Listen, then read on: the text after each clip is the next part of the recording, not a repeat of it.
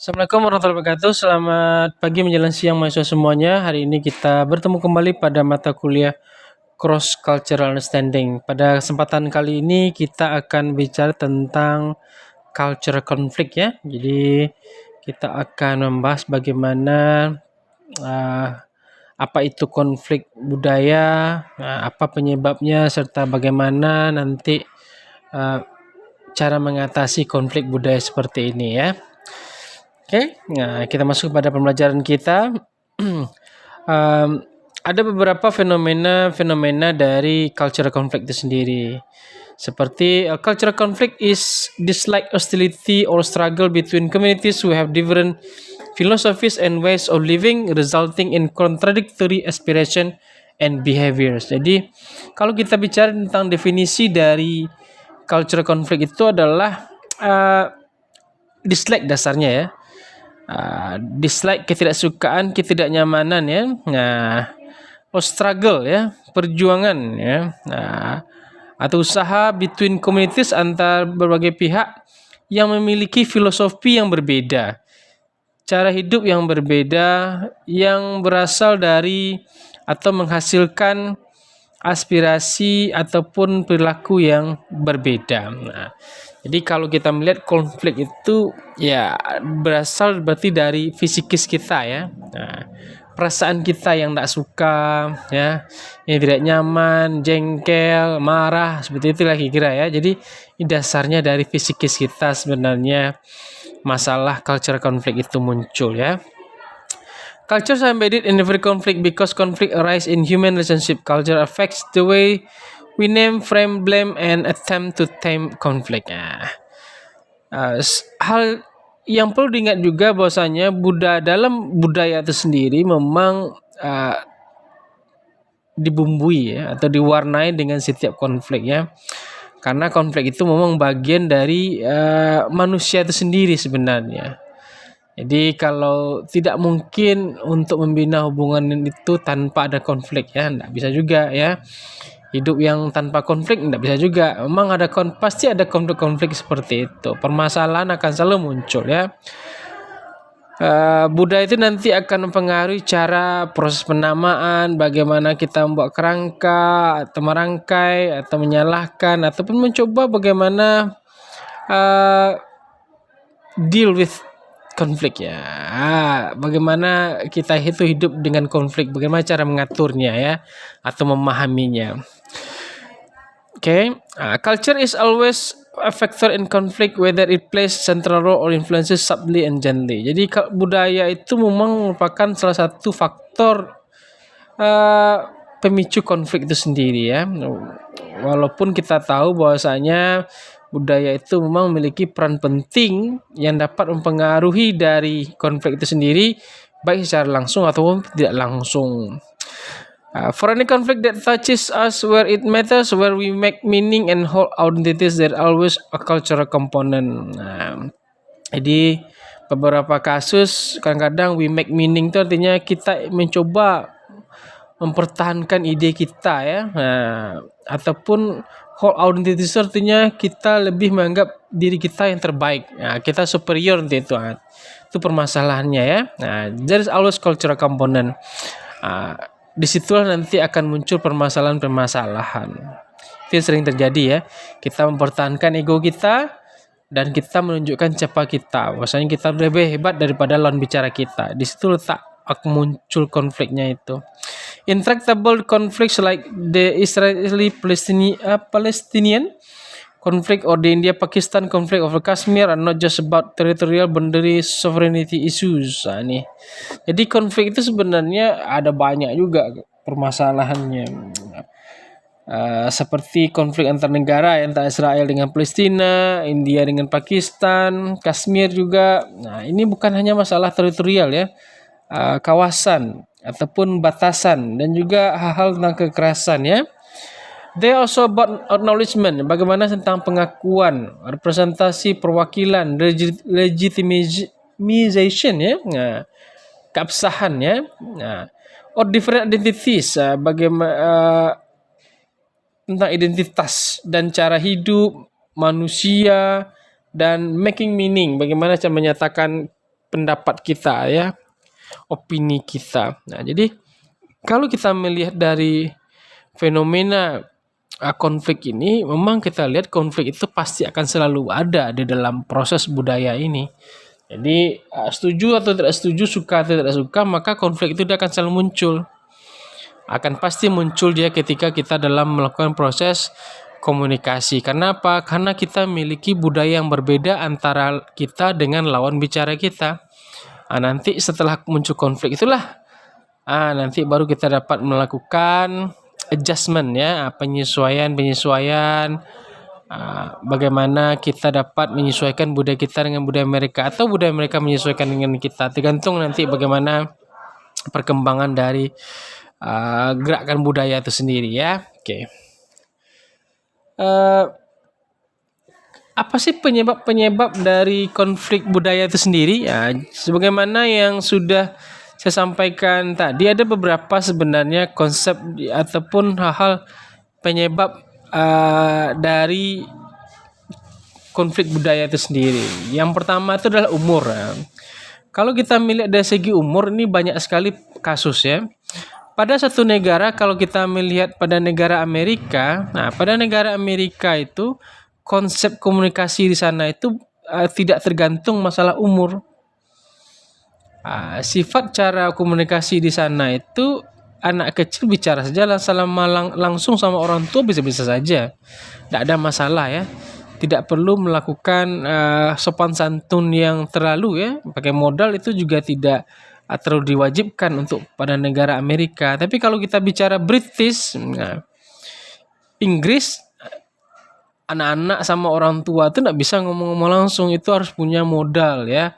Harus kita bagaimana cara menggunakan politeness strategi ya, strategi kesopanan. Itu bedanya. Jadi tiap negara, tiap budaya itu memiliki umur itu sungguh berperan dalam proses komunikasi. Kadang-kadang lawan bicara kita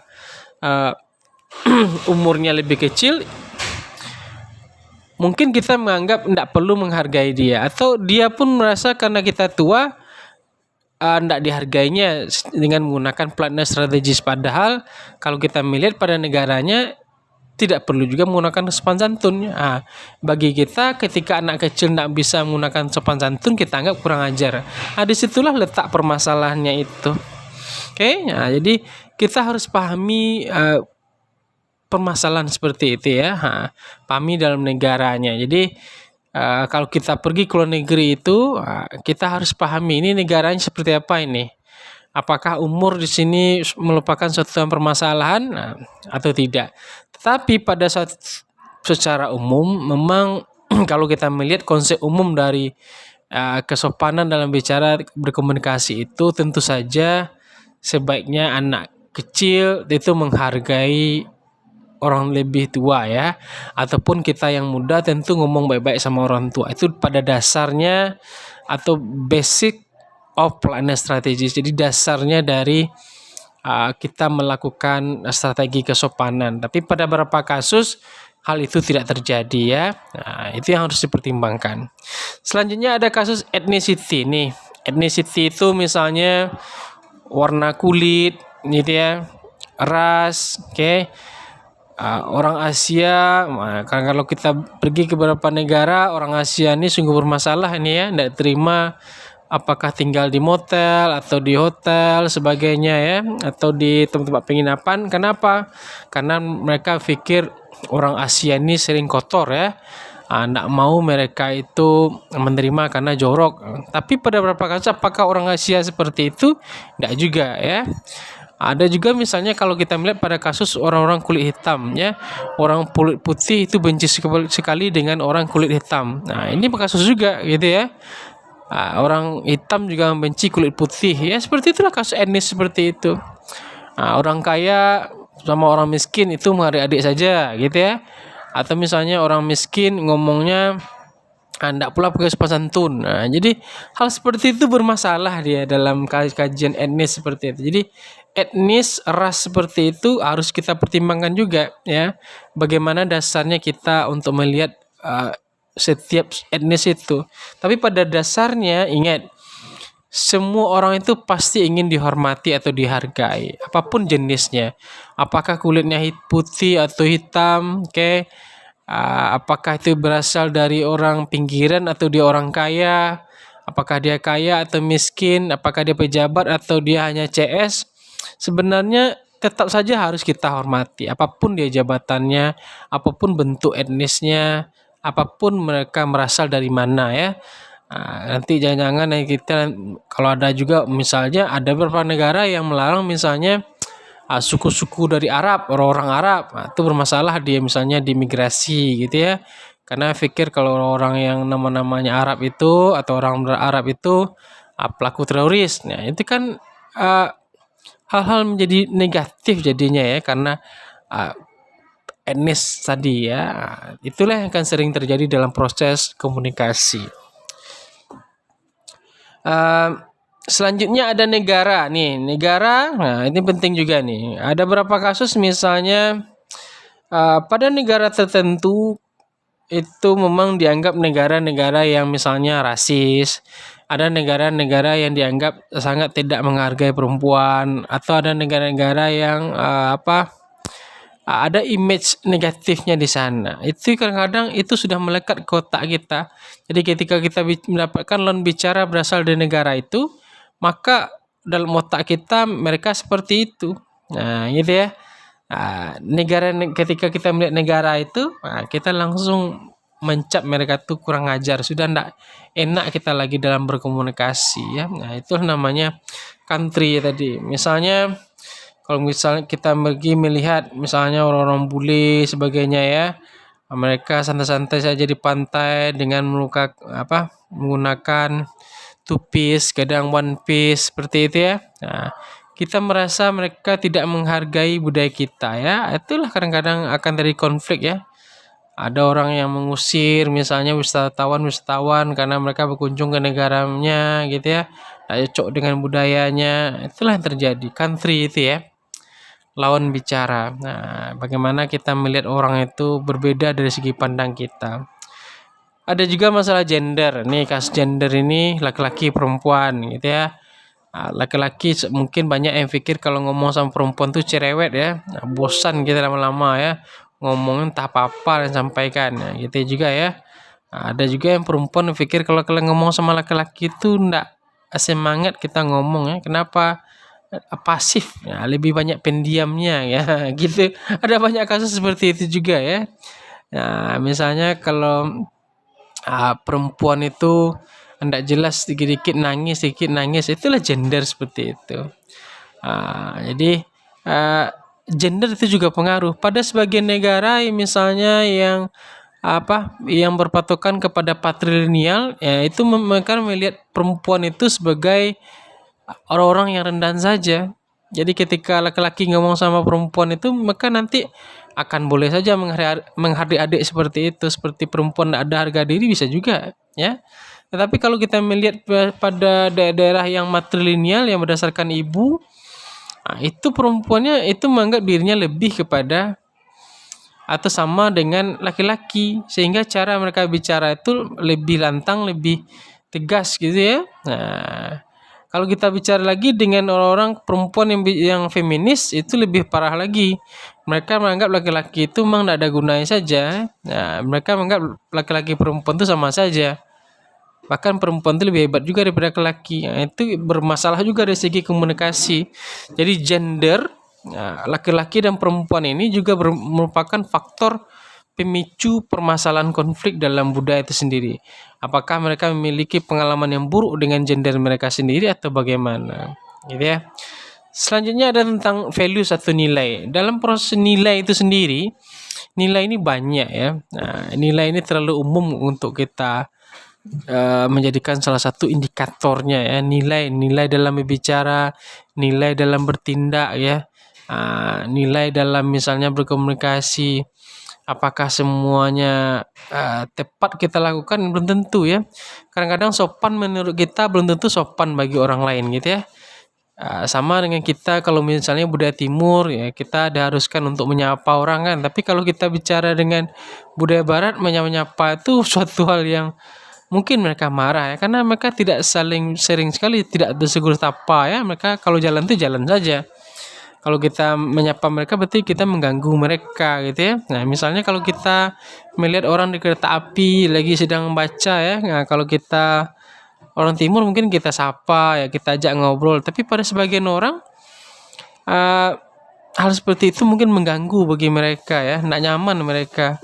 Karena nilai bagi mereka itu beda ya. Nah, kalau misalnya eh, ada juga beberapa kasus misalnya eh, yang misalnya kalau orang Asia itu paling sering ya, mereka kalau pergi naik kereta api gitu ya, itu kalau orang Asia itu paling sering mereka makan nasi ya, makan. Tapi kalau orang Barat kalau naik kereta api mereka paling sering membaca, itu bedanya kita ya. Mereka baca buku, mereka baca majalah, bahkan novel. Tapi kalau orang Asia kalau naik-naik kendaraan itu mereka sering makan. Nah, itulah bedanya ya. Itu bedanya itu. Oke. Nah, itu nilai di sana yang berbeda. Ada juga tentang custom. Custom itu adat istiadat atau kebiasaan. Nah, hampir sama seperti tadi ya. Kebiasaan ya, bagaimana orang Asia, kebiasaan orang Afrika gitu ya. Orang Amerika, orang Inggris, seperti itulah. Nah, jadi custom kalau kita melihat misalnya pada Inggris bagaimana mereka melakukan perempuan gitu ya. Misalnya perempuan itu sungguh sangat dihormati sekali. Oke, nah, mereka kalau misalnya membawa kendaraan, nah maka perempuan itu kita papah untuk naik ya. Uh, Oke, nah, kita perlakukan mereka dengan baik ya. Kita masukkan dulu yang perempuannya ke dalam mobil kita ya. Kita bukakan pintunya. Oke, nah seperti itulah kalau budaya timur ya. Tapi budaya di Inggris ya. Kalau kita misalnya dengan beberapa negara itu kita melihat kalau ingin masuk ya masuk saja, nggak ada pula dibantu seperti itu kan. Nah, kadang-kadang hal ini yang menjadi konflik ya. Nah, kita kadang-kadang berasal dari negara yang mungkin kita harus dibukakan dulu pintunya baru kita masuk ya. Nah, tapi pada sebagian orang kalau ingin masuk naik mobil dia nah masuk aja lah. Ngapain pula harus bukakan pintu ya? Nah, karena seperti itu ya.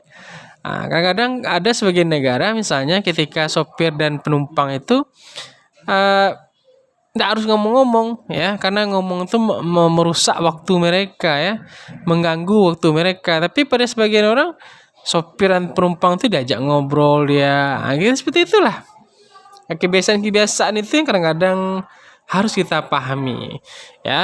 Kadang menyapa itu sama seperti tadi ya. Nah, itu namanya dalam bahasa Inggris fatigue communion ya. Nah, atau fatigue communication, communion kalau salah. Jadi menyapa itu ya, menyapa hi hello gitu ya. Itu standar sebenarnya ya. Hi hello standar boleh ya. Nah, jadi tapi pada sebagian orang ketika kita nyapa tidak jelas itu mereka mungkin tidak kenal kita, mungkin mereka akan diam saja. Jangan marah pula kita ya ketika kita menyapa orang dan terus mereka tidak menyapa kita balik, karena mungkin mereka pikir siapa kita ya, karena sebagian orang menganggap kalau tidak jelas ya tidak bisa apa ya. Nah, selanjutnya adalah ways of communication. Jadi cara berkomunikasi. Cara komunikasi tadi itu sudah sedikit juga saya bahas. Cara berkomunikasi itu banyak kasus ya. Misalnya ada orang tipenya bertele-tele dulu baru dia sampai ke poinnya. Ada juga orang tuh yang misalnya ngomong langsung ke poin saja. Kayak terus terang dia ngomong itu. Nah, misalnya kalau kita bicara tentang negara Amerika, kalau ngomong tuh to the point saja. Ya, enggak usah banyak-banyak bertele-tele, itu enggak bisa dia. Tapi kalau kita bicara tentang Inggris, negara Inggris itu agak kita buat prolongnya dulu, introduction-nya harus ada dulu. Nah, baru masuk ke intinya gitu ya. Jadi ada beberapa tipe orang seperti itu. Kadang-kadang mungkin ketika kita lagi buru-buru, mereka bertele-tele juga ngomong, itu akan mengakibatkan konflik ya. Cara komunikasi. Kadang-kadang seperti tadi ada yang menggunakan kata sopan santun, ada yang tidak. Hal inilah yang membuat emosi kita kadang-kadang berubah ya. Oke, terakhir adalah manner. Manner itu tingkah laku. Tingkah laku itu banyak misalnya. Pada sebagian kasus misalnya bahasa tubuh ya. Kalau ngomong sama orang tuh tatap matanya. Kalau kita ngomong sama orang tuh melengah-lengah, itu berarti kita tidak menghargai mereka. Ada sebagian orang tuh kalau ngomong jangan menatap mata dia, karena kalau menatap mata dia itu berarti kita melawan. Nah, jadi kadang-kadang kita menjadi pusing ya. Apa sebenarnya yang harus kita lakukan? Apakah menatap matanya atau tidak? Ah, kadang-kadang itulah yang terjadi ya. Salah-salah kita dalam menerapkan tingkah laku. Ah, ya. Ketika kita bertemu berdua dengan budaya yang berbeda seperti itu. Oke. Nah, itu kira-kira penyebab dari konflik budaya. Kalau kita melihat dari tipe-tipe dari cultural conflict itu sendiri, ada dua kajian itu ya. Yang pertama dia membagi tentang soft conflict dengan hard conflict. Nah, kalau soft conflict itu apa? Keep private and invincible. Jadi soft conflict itu perasaan yang bermasalah ya antara kita dengan lawan bicara kita, tetapi kita keep private. Ya kita anggap angin lalu saja, ya udahlah, tidak ada masalah nanti itu ya. Tidak usah kita anggap panjang lebar nanti itu. Dan invincible, tidak perlu kita tunjukkan bahwasanya kita lagi kesal atau marah atau jengkel dengan apa yang terjadi atau terjadi dengan konflik yang sedang berlangsung ya. Nah, itu namanya soft conflict. Kalau yang hard conflict itu memang kita tunjukkan dia. Ada insight social reaction. Jadi ada reaksi yang kita tunjukkan ketika kita tidak suka dengan konflik yang sedang terjadi. Misalnya ketika kita sedang enak bicara, terus orang marah dengan kita, mungkin kita cek apakah ada kata-kata yang salah yang kita ucapkan, mungkin lain maksud kita, lain pula sama dia, gitu ya. Nah, jadi bagaimana cara kita berkomunikasi itu penting ya. Jadi reaction. Jadi kalau yang hard itu dia bereaksi. Yang paling keras itu kan misalnya ada demo, itu antar negara itu ya, demo mereka sama-sama ya. Ada juga misalnya kalau teman-teman melihat kasus Starbucks berapa kasus dulu kan. Jadi ada yang orang kulit hitam itu diusir keluar oleh orang kulit putih kan. Akibatnya apa? Demo orang kulit hitam itu di depan Starbucks kan. Sama-sama mereka menganggap ini adalah Starbucks itu melakukan pelecehan atau rasisme terhadap orang kulit hitam ya. Nah, ada juga yang membagi kepada primary and secondary conflict. Primary conflict involves fundamental cultural belief. Kalau yang secondary includes a conflict among the middle and lower classes. Jadi primary conflict itu tentang cultural belief, kepercayaan tentang budaya mereka. Jadi mereka menganggap budaya, misalnya kita budaya timur, orang Asia. Terus misalnya ketika lawan bicara kita itu dari budaya yang berbeda, mereka menganggap budaya kita itu buruk ya, atau kita menganggap budaya mereka itu buruk seperti itu. Itu namanya cultural belief. Bahwasanya kita mempercayai budaya kita itu lebih baik daripada budaya mereka atau orang lain gitu ya. Itu namanya primary conflict atau primary cultural belief. Kalau yang secondary includes among middle and lower classes ini konflik-konflik yang sering terjadi pada kelas bawah atau kelas menengah. Itu misalnya apa? Ya seperti komunikasi lah. Komunikasi mungkin di tempat kerja atau misalnya di tempat kita pasar seperti itu ya. Jadi komunikasi lah, gitu ya. Nah, komunikasi terkait kepada berbicara dengan kelompok kelas menengah dan kelas bawah. Mungkin orang kelas menengah mungkin merasa tidak dihargai, orang kelas bawah apalagi ya. Mungkin mereka merasa terhina dengan orang kaya yang ngomong gitu ya, tidak pakai sopan santun, atau mereka tidak menghargai dalam bicara, atau misalnya mengasih uang tuh membanting saja gitu ya, atau ngomong keras-keras, atau ngomong dengan maki-makian. Nah, seperti itu kadang-kadang tidak berterima pada lower class ya, walaupun mereka itu kelas bawah, tapi penghinaan seperti itu ya kadang-kadang juga mereka tidak bisa terima ya.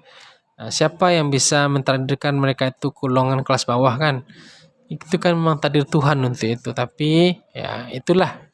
Kadang-kadang kita harus saling menghargai siapa kelas kita ya. Nah, apakah kita orang kaya, kelas atas, kelas menengah, kelas bawah, itu juga bermasalah dalam proses budaya seperti itu. Oke. Kita masuk kepada how to solve this cultural conflict. Bagaimana caranya mengatasi konflik budaya seperti itu. Jadi ada beberapa trik tips bagaimana cara mengatasinya. Yang pertama itu adalah learn some key phrases. Pelajarilah beberapa frase-frase penting ya dalam berbicara atau berkomunikasi. Misalnya yang paling penting itu adalah komunikasi ya. Bagaimana cara menyapa, misalnya leave taking, bagaimana cara kita itu mengakhiri pembicaraan, bagaimana cara kita mempertahankan pembicaraan, etika kita gitu ya. Dalam bicara itu penting ya. Frase-frase penting seperti itulah. Kalimat-kalimat yang sederhana ya, yang membuat orang itu nyaman dengan bicara kita. Yang kedua, bagaimana caranya learn other culture. Pelajarilah budaya orang lain ya. Jadi ketika kita pergi ke suatu negara, pelajarilah budaya mereka. Jangan kita pikir budaya kita juga yang benar. Jangan kita paksakan budaya kita sama orang lain. Ketika kita datang ke tempat mereka, tentu bermasalah ya. Kaya kita di sini belum tentu kaya di tempat orang lain ya. Itu harus kita pertimbangkan. Kadang-kadang inilah yang terjadi seringkali aneh kadang di Indonesia ya. Kalau misalnya orang Indonesia pergi ke luar negeri, mereka sungguh teratur sekali hidup mereka. Sungguh teratur, tidak mau buang sampah, tidak mau merokok gitu ya. Taat dengan aturan lalu lintas. Tapi kalau sudah balik ke Indonesia, sudah hancur kembali. Itu terjadi ya, membuang sampah di mana-mana. Oke. Lintas tidak teratur. Itulah kadang-kadang kita aneh ya. Jadi belajarilah budaya orang lain ya. Sebelum kita berkunjung kepada negaranya, pelajarilah budayanya. Itu salah satu membantu kita untuk menghindari konflik dalam budaya seperti itu. Selanjutnya apa? Promote cultural difference. Artinya hargai budaya orang lain ya. Hargai orang lain ya, sampaikan juga lah budaya kita ya. Tapi jangan dipaksakan, tidak boleh. Kita saling menghargai. Mereka punya budaya, kita juga punya budaya. Misalnya kalau dalam proses makanan ya. Misalnya kalau kita pergi ke tempat-tempat yang makanannya tidak jelas, ya kita sampaikan saja. Kita adalah orang muslim, maka tidak boleh makan makanan yang haram atau minum-minuman yang haram, gitu ya. Kita sampaikan kalau kita bicara tentang tauhid agama seperti itu harus jelas. Jadi tidak boleh pula kita ikut-ikutan ya. Jadi kita harus sampaikan kalau yang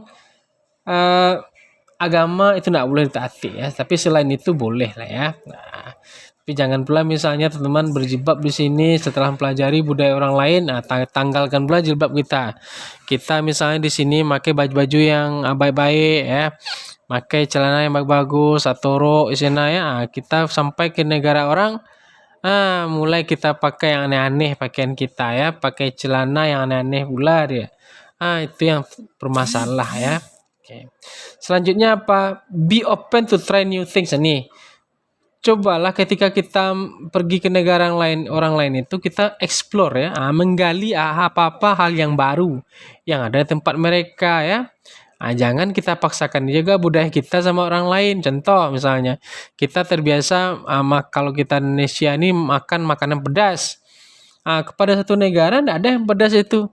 Kita suruh juga orang pedas-pedas. Mana makanan pedas, mana makanan pedas. Kita marah juga pada mereka. Kok tidak pedas makanannya? Itu kadang-kadang yang aneh ya. Jadi kita hargai. Misalnya kalau teman misalnya di sini mendapatkan saus-saus pedas ya. Kalau kita di Malaysia tidak ada yang pedas seperti itu. Taiwan juga tidak ada yang pedas seperti kita ya.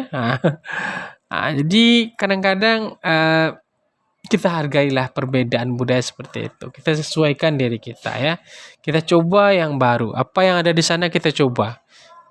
Jangan kita paksakan juga apa yang ada sama kita ya. Kalau dulu misalnya teman-teman sempat nanti pergi ke Taiwan gitu ya. Kita pergi naik itu dengan kereta api gitu ya. Kita tidak ada ojek Grab itu tidak ada sana ya. Jangan kita tunggu-tunggu juga taksi ya mahal nanti ongkos bagus. Kita pandai dalam berkomunikasi, ambillah public vehicle seperti itu. Be accommodating ya. Ini kalau ada misalnya teman kita yang berbeda agama, yang berbeda keyakinan dengan kita, ya kita akomodasi mereka. Nah, gitu ya. Kali itu sebabnya pada beberapa negara teman-teman akan melihat misalnya dalam satu penginapan itu ada yang Buddha, ada yang Islam, ada yang Kristen. Itulah kadang-kadang mereka beribadah sesuai dengan agama mereka sendiri ya, disalurkan tempatnya. Ketika saya pernah berkunjung ke Taiwan itu, nah di kampusnya ISO itu ada tempat beribadah orang Muslim di sana, ada tempat musola itu disediakan ya. Walaupun di sana itu Muslim tidak begitu banyak, tapi ada satu ruangan ketika di sana itu untuk tempat beribadah. Nah, jadi diakomodasi kita itu ya. Jadi misalnya ke toilet, ya, misalnya teman-teman nanti ingin pergi ke toilet ya, jangan dicari juga toilet. Kadang-kadang toilet tuh ada yang istilahnya restroom gitu ya, ada women's room, ada women room, ada men's room, nah, gitu ya. Jadi kalau kita cari juga toilet mana ada dia, ada di sana itu kadang ada namanya restroom, nah, gitu ya. Selanjutnya open minded, nah, sama tadi ya, berpikiran terbuka lah kita ya, terbuka pikiran kita itu ya. Nah, lihatlah dunia luar sana. Apa yang kita rasakan itu nikmatilah ya. Kalau buruk enggak perlu kita lakukan ya, tapi kalau baik lakukanlah. Oke, enggak perlu kita tiru ya. Kalau baik tirulah bagi kita. Tidak perlu menjadi superior dan inferior terhadap satu budaya. Jadi ketika kita melihat budaya orang lain sana bagus ya tirulah. Kalau rasanya itu buruk ya jangan ditiru. Nah, jangan kita tinggalkan pula budaya kita, nanti teman kacau ketika balik lagi ke dalam negeri ya. Nah, itu parah kita nanti. Misalnya kita kalau timur ini kita saling bertegur sapa. Nah, besok teman di luar negeri itu bertemu dengan orang-orang yang tidak ada bertegur sapa. Terus kita di sini tidak pernah bertegur sapa. Kacau kita nanti jadinya itu. Jadi pemikiran terbuka saja lah, adjust. Nah, pandai kita menyesuaikan diri itu ya. Nah, dan terakhir keep manner, bertingkah laku yang baik. Salah satu hal yang paling standar dalam berkomunikasi itu adalah manner tingkah laku. Sopan itu secara umum orang pasti sangat menghargai sopan santun itu. Tapi kadang-kadang ada bentuk sopan santun yang kadang tidak berterima. Tapi paling tidak kita sudah menunjukkan sopan santun kita. Bicara yang lemah lembut dengan bicara yang baik, pilihan kata yang baik, menggunakan modal, itu hal-hal yang sudah umum yang kita lakukan dalam proses komunikasi. Bahasa tubuh yang tidak mencaci orang, bahasa tubuh yang tidak menghina orang, itu hal yang standar dalam proses komunikasi sebenarnya. Jadi ketika kita berbicara atau berkomunikasi, pakailah bahasa tubuh yang memang umum dikenal oleh orang dengan bahasa tubuh yang baik ya. Hargailah orang itu dalam berbicara ya. Jadi tingkah laku itu penting karena itu akan mempengaruhi cara proses bicara ya. Oke, kira-kira itulah topik kita untuk hari ini tentang cultural conflict ya. Mudah-mudahan rekan-rekan semuanya dapat memahami apa yang disampaikan. See you. Assalamualaikum warahmatullahi wabarakatuh.